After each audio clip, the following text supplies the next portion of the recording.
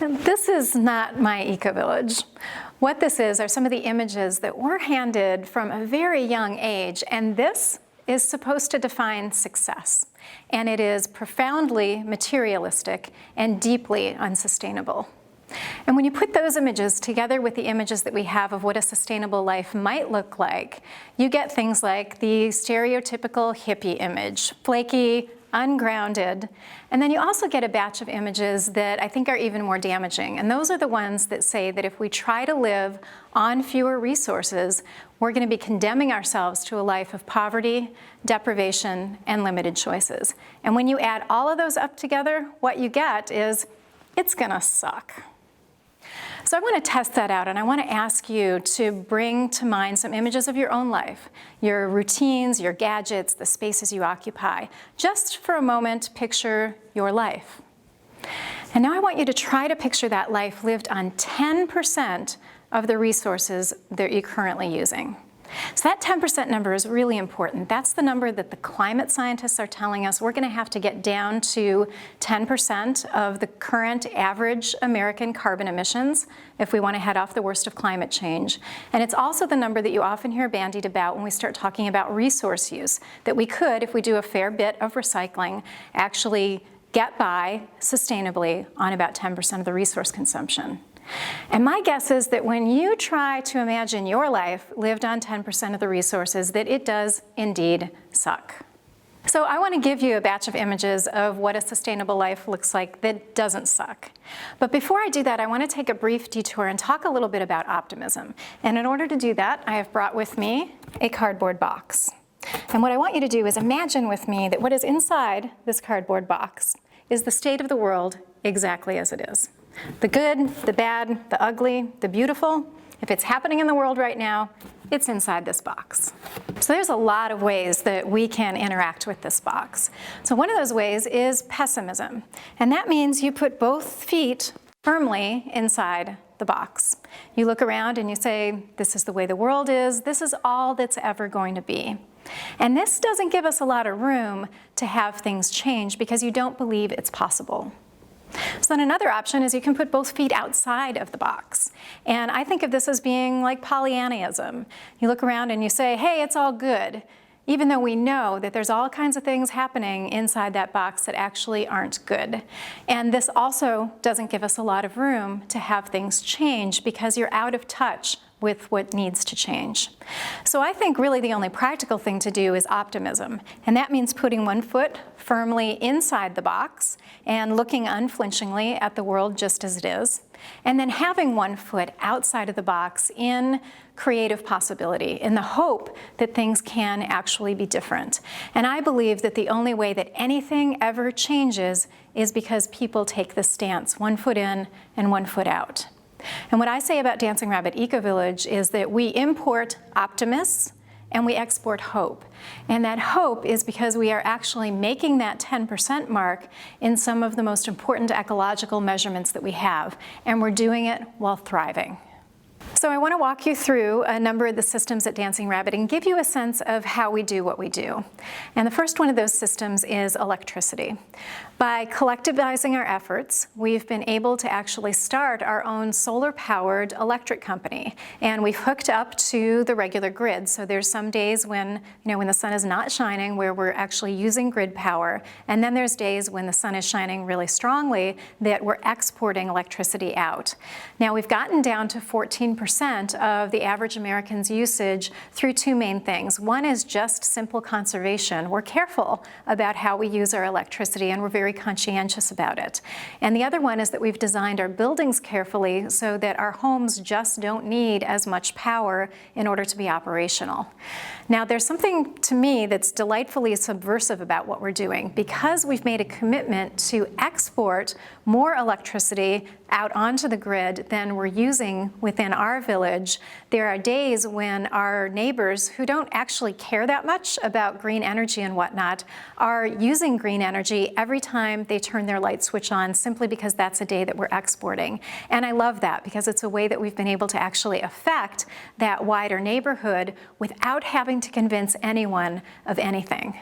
So the second system is water, and we use about 19% of your average American's water, and half of that comes from roof water catchment. So we're down below the 10% mark in terms of our municipal water use. And there are a number of things that go into having our water numbers be low. And the first one is that we only use composting toilets at Dancing Rabbit. Now, given how many people in the world still don't have access to potable water, there's something kind of weird about the fact that Americans poop in it. And so we think that humanure is actually a valuable resource that can be used to build our organic agriculture on things like orchards. And so we use composting toilets, and we actually keep those nutrients within a whole system. We have very few lawns at Dancing Rabbit, and the lawns that we do have don't get watered in the summer. And so when our lawns are turning brown in July, that in our minds is a statement in the same way that keeping your lawn really bright green during July when it gets really dry is a statement. And that statement for us is that we value the water resources more than we value keeping up with the Joneses and having it look perfect and having it look manicured all year round. And what we have around our houses instead of lawns is gardens for the most part. And you can go right outside and pick your dinner. And there's a way that that helps us also have very localized food sources. We take showers when we need them, which for most people isn't actually every 24 hours. There's a thing in the wider culture about needing a daily shower in order to be socially acceptable.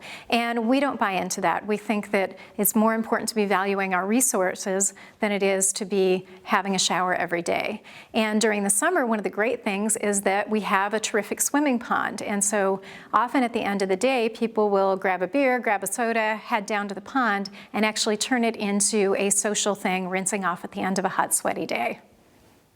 So the next category is landfill waste. So we produce about 13% of your average American's amount of waste. And again, this is a lot about just being conscientious. We just don't bring that much packaging into our homes. And what you see in this slide, there's actually three parts to this bar chart. And so there's the blue, which is Dancing Rabbit, the red, which is the US, and the green, that's Seattle. And I'll come back to why I'm talking about Seattle in a little bit. But you'll notice that we actually do more recycling than your average American. So we're being more conscientious about what we do with the waste that we bring into our homes, and our average numbers are considerably lower. So the next one is talking about propane and natural gas. And now we're getting into the numbers that make the biggest difference for our carbon footprint. And I'm going to talk a lot more about carbon in the second half of this talk. Right now, though, the important thing is that Dancing Rabbit uses only about 5% of your average American's propane and natural gas use. And we do this in a couple ways. One is that we have a commitment that we will not use fossil fuels to heat our homes, which takes a tremendous chunk out of this number. And the other one is that we've employed a lot of cooking technology that doesn't involve fossil fuels. So one of them is what you can see in this slide here. This is Cassandra, who lives at the Ecovillage with me. And this is a large solar oven that lives on our commons and that anyone can put their dinner into, and it just cooks passively. The other one is my all-time favorite piece of sustainability tech, and that is a thing called a hay box. And a hay box can be as elaborate as a very beautifully constructed wooden box with built-in insulation in it, or it can be as simple as the cheap version that I have, which is an old cooler and an old towel. And you basically get your food up to boiling temperature, let it boil for a few minutes, take it off the heat, shove it in the box, put the towel over it, and come back a few hours later. And not only do you get perfectly cooked grains and some beans out of this, but you also never burn anything. And for me, as somebody who can pretty much burn anything in the kitchen, the hay box is a really, really fabulous invention. And it also happens to help a lot with our carbon footprint. So the next category is cars, and of course everybody in the sustainability movement picks on cars for good reason. Americans are a little bit obsessed with cars, and you can see that in the ratio of cars to humans that we have in the US. So this slide is a good indication of your average American car to human ratio. So we have about 4 cars for every 5 humans in the US. And that includes babies, like people who won't be driving for many, many, many years. And so That's the average ratio, 4 to 5. And at Dancing Rabbit, this is more what it looks like. So we have about 70 people who share our 4 vehicles. And that means that we have about 7% of the average American number of vehicles, and the production to produce cars takes a tremendous amount of resources. And we also only use about 6% of the fuel of your average American to power those vehicles. And we do that in a couple ways. One of them is that we don't have a commuting culture. We're working on localizing things as much as possible so that you simply don't have to drive that much. And the other one is that we do a lot of sharing. We do ride sharing, we do errands for each other. We just make sure that we are being conscientious about how much we're using our cars. And it is definitely possible to get your numbers down this low. Now, lest you think that this is just something that people living in a community can do together, there was a study that recently came out that's shown that there have been 500,000 cars not manufactured because of car sharing programs in urban environments. So many urban environments at this point have something like Zipcar that they have in the California Bay Area. And the numbers are pretty remarkable. There's actually 32 sales of cars lost for every car that goes into one of those car share programs. So this is an example of how something that started out in intentional communities has spread out into the wider culture and is actually making a tremendous impact on the ecological footprint of the whole country. Up until now, I've been able to give you very concrete numbers about Dancing Rabbit, and that's because we've had people studying us and documenting our practices. And one of the things that we figured out when we got into that documentation process was that there's a handful of categories that are very, very complicated to measure. And one of those is food. And so I'm going to give you at this point the principles that we use and know that it's brought down our ecological footprint, but I'm going to stop giving you Dancing Rabbit's numbers. So the main principles with food are local, organic, and low on the food chain. So I'm going to take each one of those one at a time. So the first one is looking at the greenhouse gas emissions for our food choices. And so you'll notice if you look at this slide that 30% of the carbon emissions in the US from our diets comes from red meat alone. So that's going to be beef, pork, and lamb. And another large chunk comes from things like snack foods and prepackaged foods. Actually, 25% of the American diet contribution to greenhouse gas emissions is in that category of what is basically junk food. So you can make a big impact in terms of bringing your carbon footprint down simply by eating less meat and eating less junk food. So that's low on the food chain. So the second category that I want to look at is local. And it turns out that transportation is 11% of the overall ecological impact from our diets. So 11% is a pretty big deal. So the more that you can be eating locally, the more your carbon emissions are going to be coming down. Then that third category is organic. Now, if you look at this slide, it's broken down 30 years of data comparing organic food systems with conventional food growing. And conveniently enough, they have labeled the organic one green, so it's easy to remember which is which. So what you can see if you look closely at this chart is that the yields are almost identical between organic and conventional farming. And advocates on both sides of this have tried to make big claims about the yields being really different, but really the yields are very similar between the two kinds of farming. The key, though, is the next two categories where we're looking at what the inputs are that need to go into the different kinds of farming and what the greenhouse gas emissions are. And you can see when you look at those two that organic is actually a far superior way of doing things in terms of the ecological impact. And then that last bar chart that you see there tells you that the profit margin is actually higher with organic food. And so when you add all of that up, it makes organic a much better way to do things. And this is important because this isn't just about what we're doing on our local practices. This also really affects some major social issues, things like hunger worldwide. So the interesting thing is that a number of organizations have come out with some very strong statements over the last few years about the power of organic farming. And two of those are the United Nations and the World Watch Institute. And I want to read to you the first couple paragraphs from that World Watch Institute article because it's pretty interesting. They say, "The only people who think organic farming can save the world are delusional hippies, hysterical moms, and self-righteous organic farmers, right? Actually, no. A fair number of agribusiness executives, agricultural and ecological scientists, and international agriculture experts believe that a large-scale shift to organic farming would not only increase the world's food supply, but might be the only way to eradicate hunger. And so this is one of those places where you can see sustainability having some major tie-ins with other issues that are really important to people. So world hunger is an issue that many, many people have been working on for a long time. And what if moving towards sustainability is actually the solution to world hunger at the same time? And that's what some of these studies are starting to show. So the other category that's complicated are buildings, and that's because there's a number of factors that go into determining how sustainable a building is. So there's the materials, there's the distance that those materials travel, there's the efficiency of the building, and there's the square footage. So I'm going to walk through each of those one at a time. So I'm going to use my own home as an example of how we do typical buildings at Dancing Rabbit.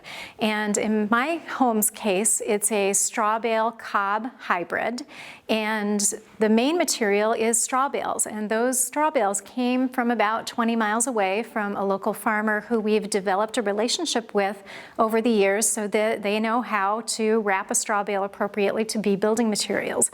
So they came about 20 miles. And then the big posts in my house that make up the bulk of the framing came from about 3 miles away from another intentional community, actually, that has a lot more woods on their property than Dancing Rabbit does. There's also clay in my building. So at Dancing Rabbit, we have terrific clay for doing natural building. It's not so great for farming, but it's great for natural building. And in the case of my building, we dug the clay out when we were building the foundation, and then that clay ended up about 6 months later getting mixed up with a bunch of other materials and then being put onto the walls as a natural plaster. And so that material is somewhere between 3 and 20 feet from where it rested for thousands of years before I got there to build a house. We also do a lot of very creative things with our houses, including this example of a glass mosaic. And the glass that's in my house with my artistic features traveled 1,640 feet. That is the walking distance from the community recycling center out to where my house was built. And so you can see that these materials are very local and very sustainable. We also do a lot at Dancing Rabbit with reuse projects, and if you look closely at this picture, what you'll see is that that house actually started out its life as a school bus, and it's a very comfortable little home, particularly if you're a short woman. Tall guys don't necessarily love this house because if you can remember walking around in a school bus, there's not actually that much headroom. But this house is a great example where there are actually 18 different reuse projects that are in this house, including the frame that is that school bus. And then this house is an example of one where we bring it all together. So this is a small straw bale house that has a greenhouse on the outside of it, so it's designed for really good passive solar. It's got the solar panels on the top. And then you can see that rain catchment barrel that's up there is one example of a reuse project.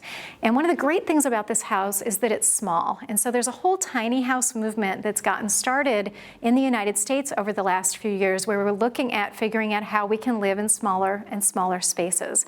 And this is partly out of an urge to simplify our lives and have them just be easier to manage, as well as for ecological reasons.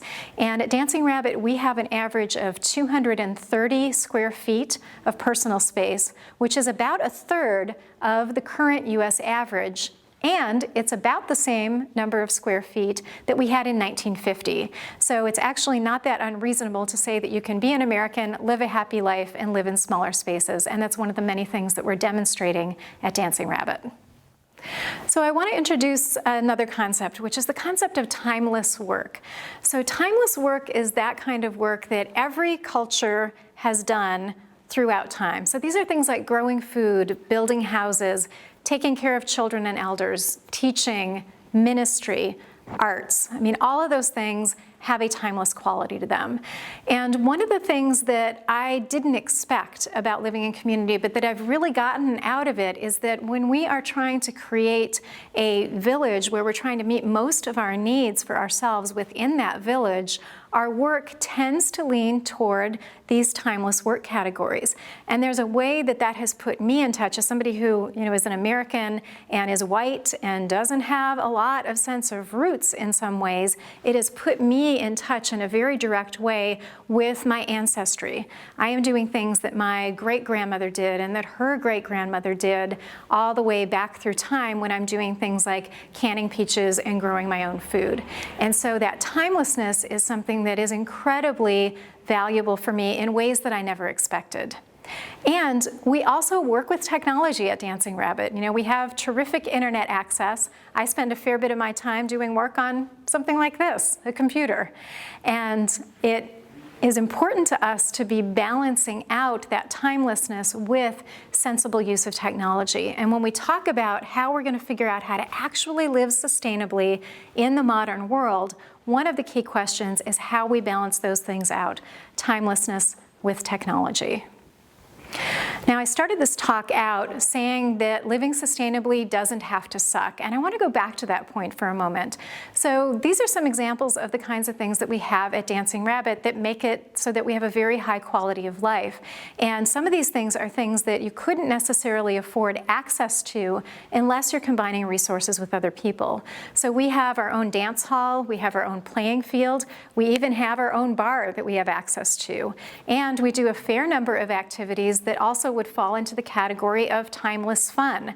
So you can see in this picture that, we're sledding. And so sledding is something that, again, my grandparents, great-grandparents, and on back did. And so we are engaged in both timeless fun activities and also things like dance parties where we're relying on tech. So this is another place where we're bringing those two things of timelessness and technology together. And the cool thing is, you don't have to take my word for this. So 88% of people who live at Dancing Rabbit say that it is a good or extremely good place to live. And those numbers are very, very similar to Seattle, which we talked about earlier. And I think it's important that if we're going to compare ourselves to a place, that we're comparing ourselves to some place that people are very excited to live in. So one of the myths that I could have talked about at the beginning is this idea that in order to live sustainably, you have to be really wealthy. So I have friends from high school who, when I talk to them about sustainability, are in a place of saying, I just need to have $100,000 in the bank and then I'll be ready to try out the sustainability thing. And yet that's not actually needed. So one of the great things about living at Dancing Rabbit is that we have found ways to sufficiently cut our costs. So for instance, our electricity bills are lower, our propane bills are lower, we're building our own homes. All of that stuff adds up to it being a relatively inexpensive place to live. And Dancing Rabbit members, on average, are living on about a quarter of your average American's income. So we live on about $10,000 a year compared to about $43,000 a year. And one of the things that that means is that we are not needing to work 50 to 60 hours a week in order to support our lifestyle. So rabbits on average work between 15 and 20 hours a week. And what that means is that we have all this time to pursue the things that we really love and that we're really excited about, rather than going to work to make money to support a life that we don't have that much time to enjoy because we're spending so much time at work. And so there's a huge quality of life factor in this. Now, this is the equation that I use for Dancing Rabbit's life. So we're doing 10% of the resource consumption, all of the happiness, about a quarter of the income, and we're actually living our values. So this is one of those intangible but super important things in people's lives. So if you are working a job that you don't really believe in order to try to live the life that you want to live, that's not going to add up to a high quality of life. And so the fact that we are doing this in ways that are actually values aligned is a huge plus for what we're doing. And so I think that that equation adds up to a pretty awesome life. Okay, so how do we pull this off, and how applicable are these things to your life? So I want to give you what I call the 4 C's, and these are 4 principles that make what we're doing at Dancing Rabbit possible and that you can bring into your own life at any time. And so the first 2 actually go together. Those are creativity and courage. So you remember when I was talking about the box and having one foot outside of the box in creative possibility? Well, when you have that foot outside of the box, you are really having to just kind of make it up in terms of what your life looks like. And that requires creativity, and it also requires a high degree of courage. So we have folks at Dancing Rabbit who every year when they go home at Christmas time, their family's like, "Are you still living in that crazy place?" And we're like, yeah, we're still living in that crazy place, still doing this thing. And so there's a way that even with people that we're really close to, they don't necessarily get what we're doing, and that it takes a high degree of courage and willingness to keep showing up and saying, yes, I'm doing this because I feel like this is the right thing to do with my life over and over again. And so those two things, creativity and courage, are actually paired together. The next one is compassion. And compassion has a really different energy to it. So creativity and courage are more outward, kind of bigger energies, and compassion is a much more contemplative thing. And there's a particular version of it when we're talking about sustainability that I want to highlight. So often people think about compassion being very closely aligned with empathy. So it's like walking in another person's shoes, trying to understand what it feels like to be that other person. And that is part of what I'm talking about. But there's a critical difference when it comes to sustainability, and that's this. I think what compassion really means is, can you let the fact that your decisions affect other people's lives affect your decisions? So we in the United States are living a very impactful lifestyle. The choices that we make, they are not ethically neutral. They actually matter a lot to the state of the planet. They matter a lot not only to our family and our neighbors and our country, but they matter tremendously to people living on the other side of the world that are being impacted by things like climate change already that we are contributing a lot to. So can you let the fact that your decisions are affecting others roll back and affect you in turn? That's what compassion actually means right now in terms of sustainability. Now, when you've got those three things happening, creativity, courage, and compassion, it becomes much easier to cooperate. So I call cooperation the mother of all sustainability skills. So Dancing Rabbit couldn't be doing what Dancing Rabbit does without a high degree of cooperation. So we share those cars that I talked about earlier. We also share a common house that allows people to build smaller homes because we have access to a big living room that everybody can share when you want to have parties and that kind of stuff. So sharing that common house makes a big difference to our ecological footprint. And you got to be able to cooperate if you're going to share a building like that. You've got to be able to cooperate if we're going to manage land together and make decisions together about what truly sustainable development looks like. And so cooperation is the biggest key that we have in order to really create a sustainable world.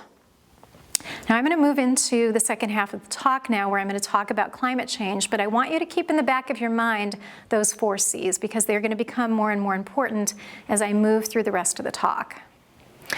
So this half of the talk is about climate change, and in some ways I've sort of done this talk backwards. You know, the standard advice that you get when you're a public speaker is that first of all you scare the crap out of them, and then you tell them the good news. And I sort of did that backwards because I've already told you a lot of what I think the solutions are. And now I want to talk about the problems and what we've gotten ourselves into. And I want to tell you a story. So I travel a lot for work, and I spend a fair bit of time on the train. And one of the things that I love about being on the train is that you sort of wend your way through some of the most beautiful places in the country. And often what I do on the train is I sit back, I relax, I enjoy the scenery, and I have this great opportunity to sort of connect with the natural world. And I was doing this a couple years ago on the train. And then kind of out of the blue, this thought popped through my head, and the thought was, you know, I might never see this again. It was one of those moments where the reality of climate change sort of landed in my body for me in a very visceral way, because I hadn't been to this place very often, and it was possible that I wouldn't be back again there for 7 or 8 years, and that things could look very, very different at that point. And the actual thought that followed that up was this: we have actually changed the climate. We have changed the climate. Holy shit. Okay, because climate's a big deal. Climate is not like the weather. It's not like, honey, the weather just changed. What climate is about is the much bigger picture patterns. So climate is what has farmers know how to grow our food. It's what has builders know how to build buildings in an area so that they're actually going to work. It's what has parents know how to dress their children so that they're not going to die of hypothermia. So climate is actually a very, very big deal, and it's a very big deal that we have actually changed the climate. So I am not a scientist, and I'm not going to give you a bunch of science, but I am going to give you this one slide, because I think this is the only information that you really need to understand in order to get what we've gotten ourselves into with climate change. So this graph has two lines on it. The upper graph is the blue line, which tells you about the carbon concentrations in the atmosphere. The carbon concentrations in the atmosphere have remained between 180 parts per million. That's how scientists talk about concentrations of things in parts per million. So 180 parts per million and 300 parts per million throughout that 800,000 year history. And now we've got this spike where we're actually up above, as of 2013, up above 400 parts per million of carbon. Now this is only a big deal because of what the white line at the bottom tells you. So that is temperature fluctuations on the planet. And you'll notice that they track very, very closely together. So the carbon concentrations are high, the temperature is higher. And so what this adds up to is that we are due for a pretty big spike. And what we've seen so far in planetary averages is just under 1 degree Celsius rise. What we are absolutely committed to, even if we changed all of our practices tomorrow, is a 2 degree Celsius rise. So that's what we're already on tap for. Now, I've been tracking this issue since 1987. I was 17 years old when this article came out on the cover of Time magazine, and so I was really coming of age at the same time that this issue was hitting the national scene for the first time, and people outside of the scientific community started taking it seriously. And one of the things that I've noticed in that time is this thing that I call the incredible shrinking timeline. So we've actually had climate scientists since the 1800s. I didn't know that until pretty recently. And when I looked into it, one of the things that I discovered is that in the 1870s, the possibility of climate change was considered sort of a curiosity. You'll notice at the edge of the timeline with that, there's a bunch of question marks. They didn't have a sense of exactly what was going to happen, but the Industrial Revolution was just kind of getting going, and the sense was, something might happen at some point if we continue putting more greenhouse gases into the environment. Well, by the 1970s, when I was born in 1970, the scientists were starting to talk about, in a couple centuries, something bad is probably going to happen if we continue putting greenhouse gases up into the environment. And then by '87, when that article came out, they were starting to talk more like it was going to be at the end of the century that we're currently in. So 2100, that year, was going to be where we were going to start seeing some real changes. Now, in 2012, a bunch of the scientists got together and really compiled all the data in a much more holistic way than it had been before. And that's where you heard people starting to lock into 2050 or 2030 as critical times where we need to get our emissions down or we're going to start seeing some pretty serious effects from things.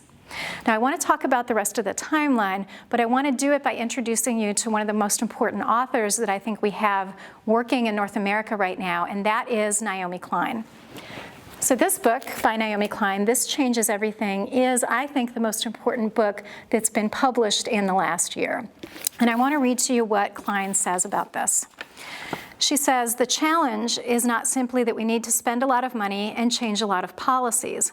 It's that we need to think differently, radically differently, for those changes to be remotely possible.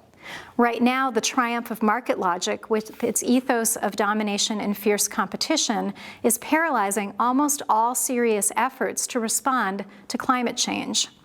Cutthroat competition between nations has deadlocked UN climate negotiations for decades. Rich countries dig in their heels and declare that they won't cut emissions and risk losing their vaulted position in the global hierarchy. Poorer countries declare that they won't give up their right to pollute as much as rich countries did on their way to wealth, even if that means deepening a disaster that hurts the poor most of all. For any of this to change, a worldview will need to rise to the fore that sees nature, other nations, and our own neighbors not as adversaries, but rather as partners in a grand project of mutual reinvention. And so I want to pause there for a second and say that that is the power of places like Dancing Rabbit.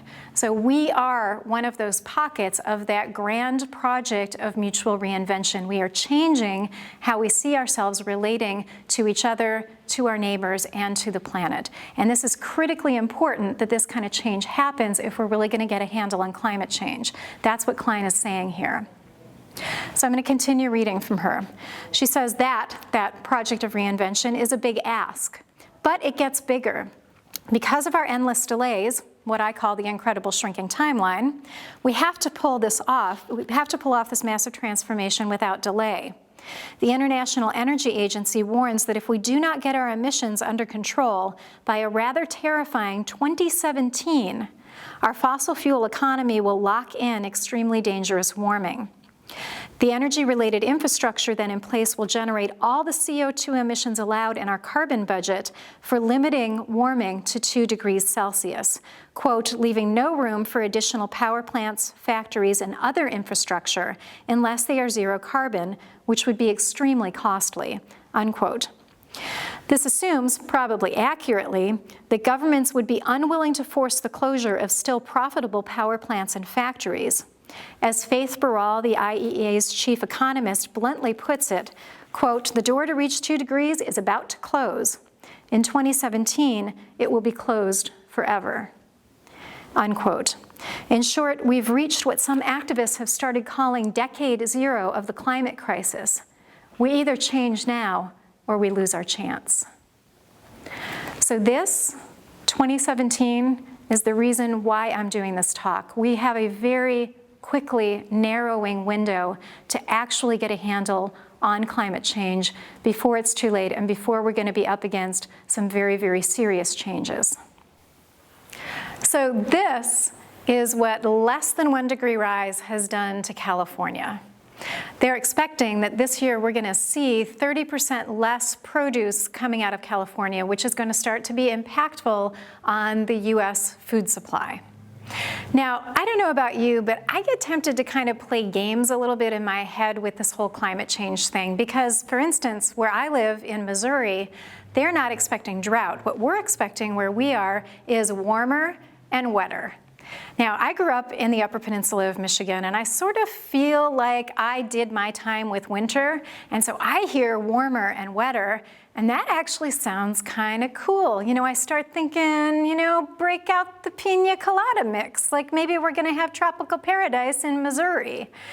And this is very bad thinking, actually. This is kind of like your big toe getting really excited about something that's going to cause a massive coronary. So this is not thinking in terms of climate, this is thinking more in terms of weather. And so I want to give you a different way to think about this that isn't pina coladas, but is something that I think we can all relate to. And that is having a fever.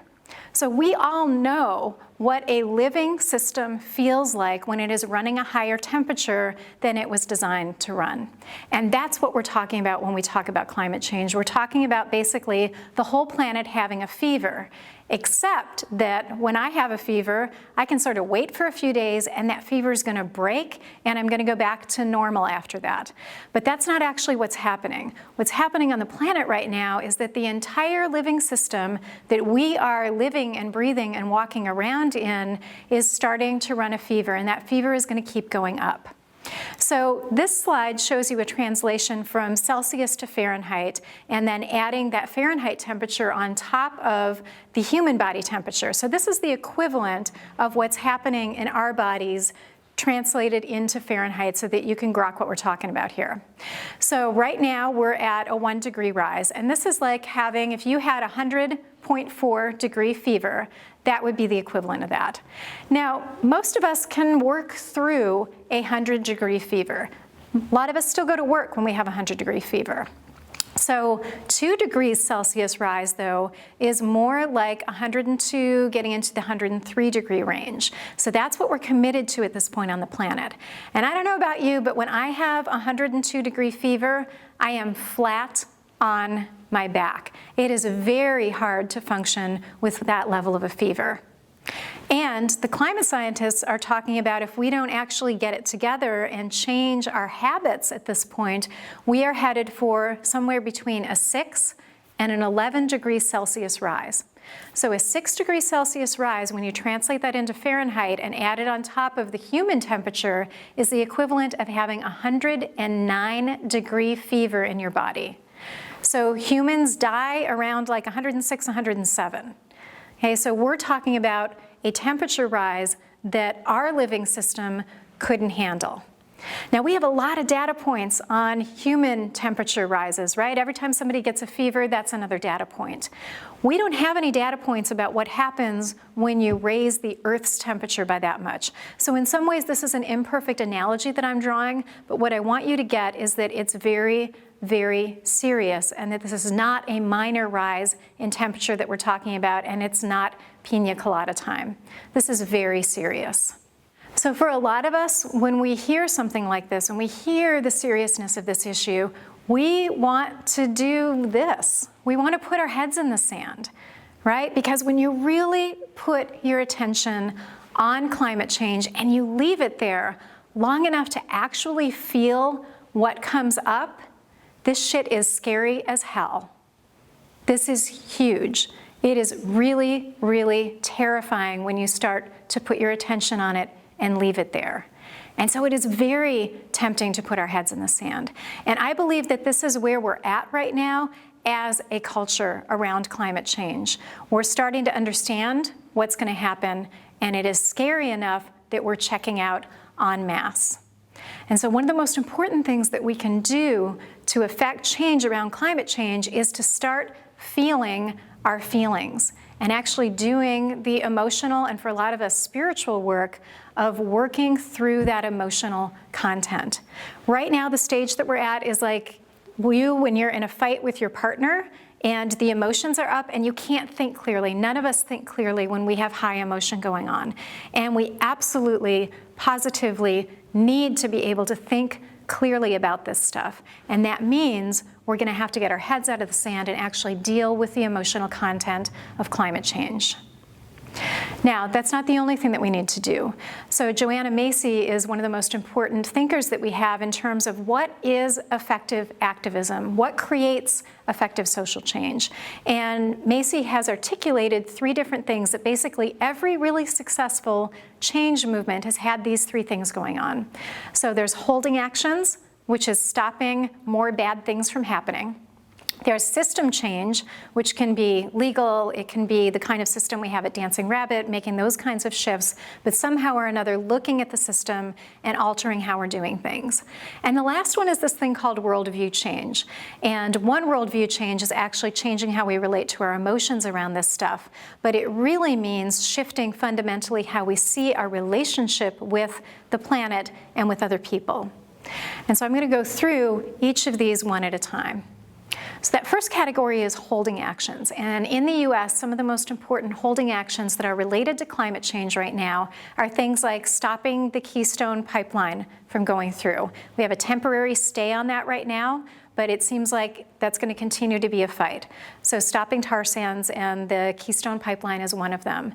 There are also a lot of coastal communities that are fighting battles around stopping coal shipping from going into their areas. So there's new ports being proposed in a number of places around North America, and so stopping those things from going into place is going to continue to slow down or not allow to speed up the amount of coal that's being consumed in North America. So those are examples of holding actions.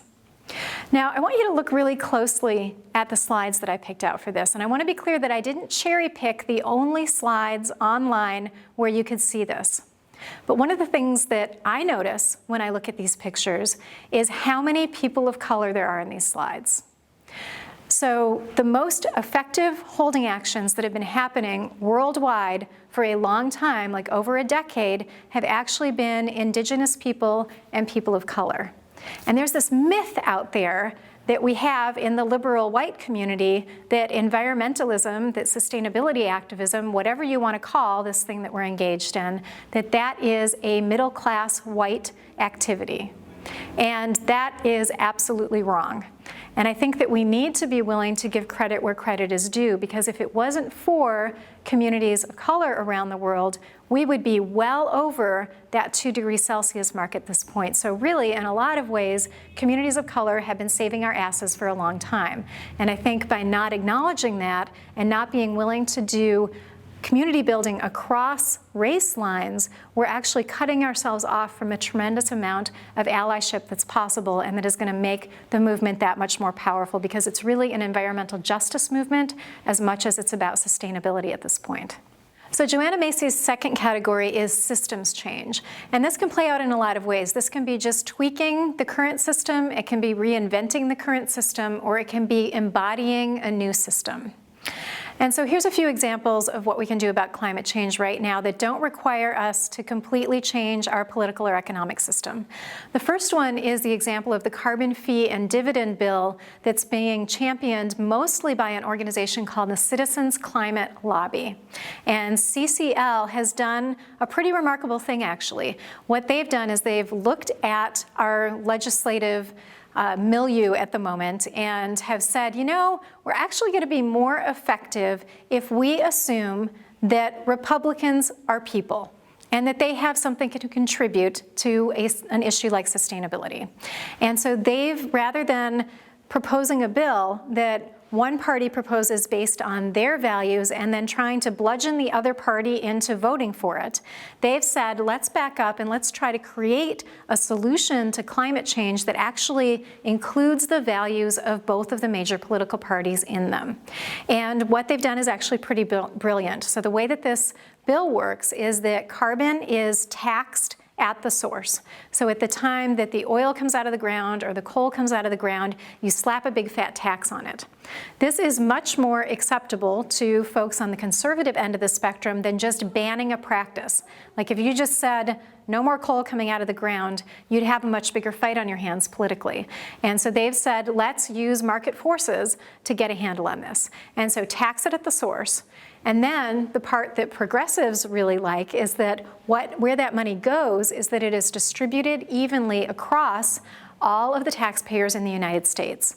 And what this allows us to do is that people who are on the poor end of the spectrum now have the money to be able to cover the increases in bills that will inevitably happen because those oil companies are going to pass that tax right on along to the consumers. They're going to raise prices. It's pretty much inevitable with the way that they operate. And so if everybody's getting a check from the government every month, poor people have the money to cover that increase. And a bonus that actually works for a lot of people is that this automatically supports people making the right choices. So as prices go up, people tend to make different choices, and so it rewards good behavior. And that's actually appealing to a lot of people across the political spectrum. And so if you're going to get involved with any legislative initiative right now, I would strongly recommend getting involved with Citizens Climate Lobby. And they do a terrific job of training volunteers, and the times that I've actually gone and talked to my senators as a Citizens Climate Lobby volunteer, it's actually been a lot more fun than I expected it would be. So I strongly recommend this organization, Citizens Climate Lobby. So another legislative approach that we could be taking right now is changing what we subsidize. This again doesn't require us to shift how our economic system works at all. It just uses a mechanism that's already in place. So right now we still give tremendous subsidies to fossil fuel companies. And we could be changing that, getting rid of those subsidies and turning around and subsidizing things like green energy. So things like solar power, wind power, hydroelectric power. And all of that would make a big shift in how financially accessible doing the right thing is to a lot of people. So that's a second option. Now, a third economic option is getting involved with the divestment movement. So what divestment means is basically pulling your money out that is currently invested in something that is doing public harm. And climate change is definitely in that category. So divestment was one of the key things that put pressure on the South African government to end apartheid. So it has a history of being a very, very effective social change tool because it puts economic pressure on the companies to start doing the right thing.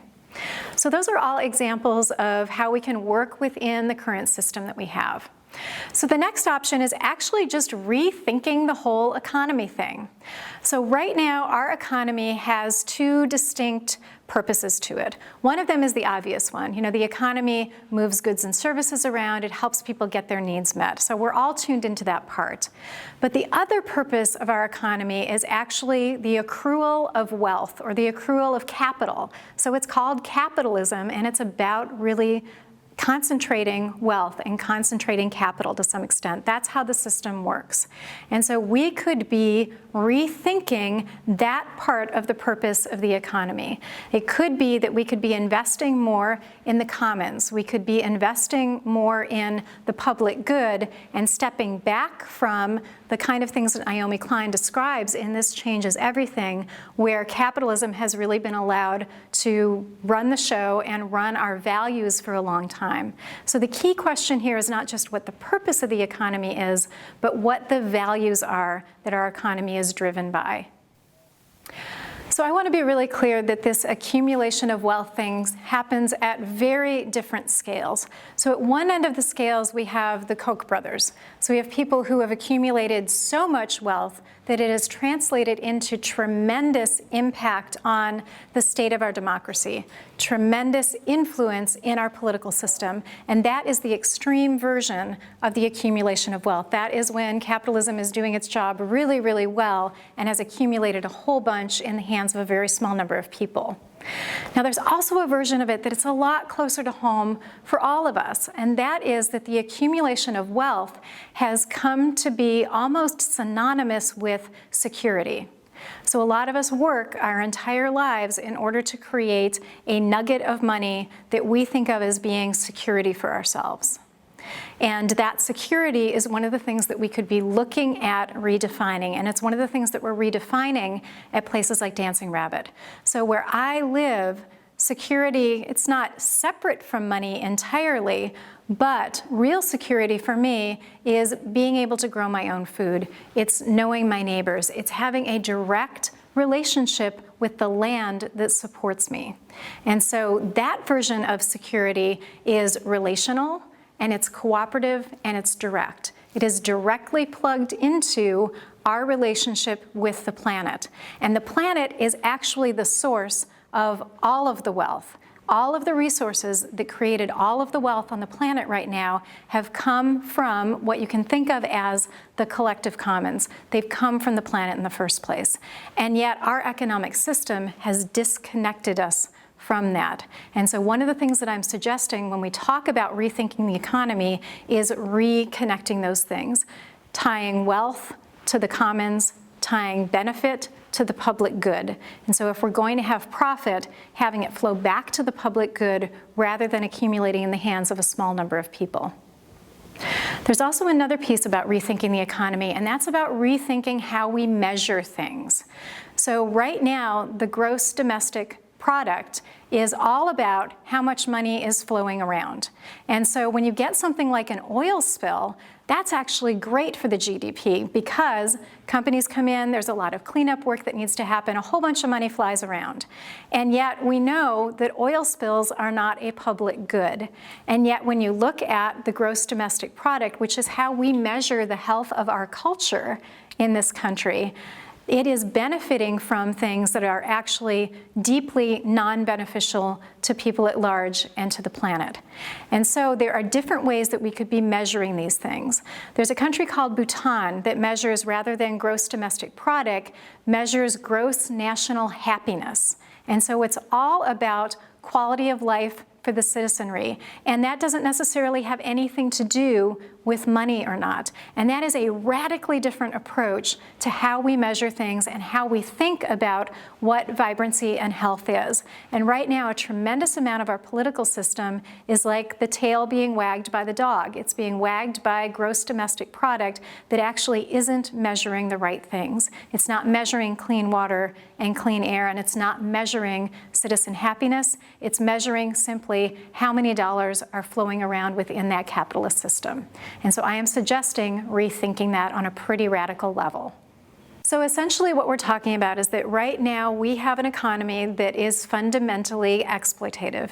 We are allowing companies to take more out than they're giving back, whether that is taking more out of the natural world or it is taking more out of workers and not giving back to the commons. And that means both the people as well as the planet. And so long as we have that system in place, our economy is going to continue to promote unsustainability.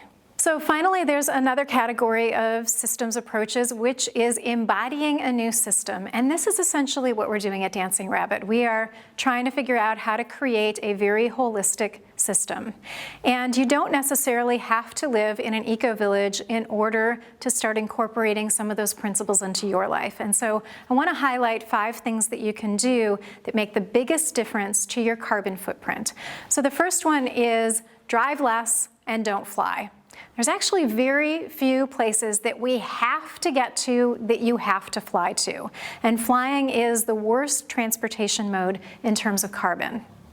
So the second one is switching to green energy, getting off of coal and moving toward things like solar power and wind power. And whether this is putting solar panels on your house, getting together with your neighbors to put solar panels on several houses, or lobbying your local power company to make that changeover so that everybody in your area gets those same benefits, any of those are good approaches, switching to green energy. So I've already talked about eating less meat and more organics, and so I just want to emphasize that that's a huge leverage point for bringing down your carbon footprint. And finally, number 4, consume less. So I'm actually shocked how much we consume in this country, and I've been all over the country in the last year doing talks about climate change, and one of the things that is completely stunning to me is how vibrant the storage unit business is. So we're buying all this crap and we're not even using it. We're storing our crap and not actually using this stuff. And so every time you buy something, that has a cost to the planet. That's been manufactured in some way, energy's gone into it, it's been shipped in some way. And so just consuming less is probably the biggest leverage point that we can have, moving away from our materialistic lifestyle and more toward community and connection. And finally, localizing. That's local food, it's living close to where your job is, it's local entertainment, not flying all over the world to entertain yourself and that sort of thing.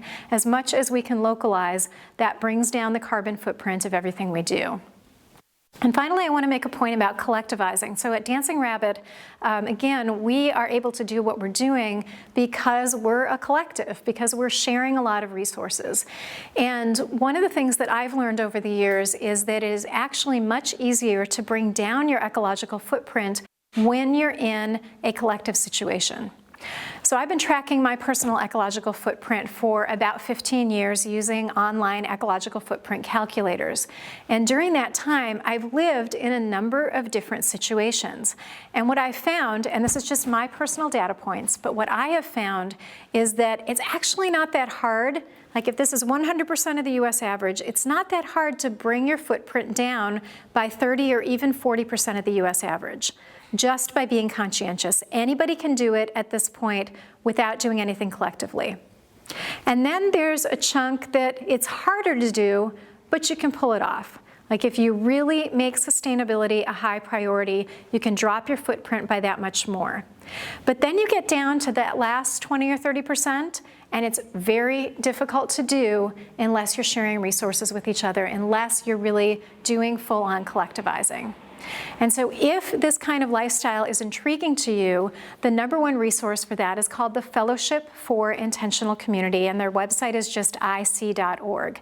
And they are the #1 resource in the country for cooperative living and cooperative culture development. And so I strongly recommend checking out their website if doing something like Dancing Rabbit is appealing to you. Change is easier together. So Joanna Macy's third category is worldview work. It's basically consciousness work. And this has a few parts to it. It's really about reinventing our relationships to ourselves. For instance, doing that emotional work related to climate change is reinventing our relationship to ourselves and reinventing our relationship to each other and to the planet. And so worldview work is really about fundamentally shifting the lenses and the approach that we have to how we relate to all these different categories. And so I want to focus on one in particular, and that's our relationships with each other.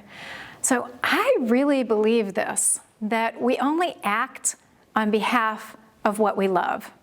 So we can use fear and we can use guilt as a wake-up moment with each other. But I don't think that fear and guilt are actually going to get us to fundamentally restructure our lives. I think that's only going to happen if we discover what we love and we're willing to act on its behalf. And I want to highlight 3 areas where I feel like we've gotten where we are because of a love deficit. So the first one of those is that I believe that white people need to learn to love brown people better than we do. This is about racism. And the way that this ties into sustainability is that the countries that have contributed the largest amount to the climate change issues are dominated by white people. And the countries that are taking the brunt of the effects at this point are predominantly brown people. And I believe that we, meaning the white people in the developed world, have let ourselves get away with that because we lack fundamental empathy with people of color. When we look at the news stories that are coming out of Asia and Africa, do we see people who could be our children, who could be our brothers and sisters, if you want to phrase it that way, or do we have a disconnect that kicks in because of racism? And so I think if we really want to get a handle on climate change, one of the things we're going to have to do is some pretty hardcore anti-racism work. So the second deficit I want to highlight, and this is a hard one to bring up, especially because I am myself a parent, but I think that we have not loved our children well enough and our grandchildren well enough. And I say that because I think if we really thought about what we're doing and we really got the impact that our actions are going to have on our kids and our grandkids, we would not be making the decisions that we're making. So I think we have got to find a way to love our kids better and to have that be a very active love and a love that motivates change in our own behavior. And the third one I want to highlight is our love of the planet. So a lot of us didn't grow up in environments where we had a lot of direct contact with the natural world.